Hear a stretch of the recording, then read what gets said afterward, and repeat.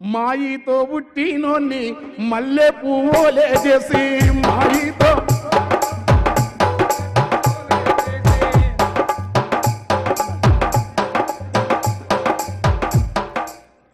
ముట్టు బట్టాల నుతికి మురికంతా ఎల్లాగడికి ముట్టు బట్టాల నుతికి జగదూర్చి దిగాదూర్చి దిష్టి పూసాలు